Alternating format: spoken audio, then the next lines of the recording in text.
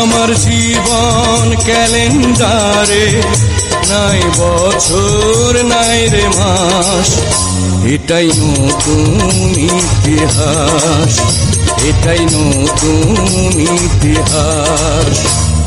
ভিটা নাই রে, মাটি নাই রে, ভাঙনে ভাঙা গেছে ঘর। আমার আপন বলতে আমি ছাড়া সবাই এখন পর।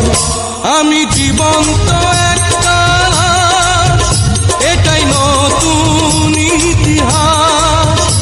আমি জীবন্ত একটা লাশ, এটাই নতুন ইতিহাস।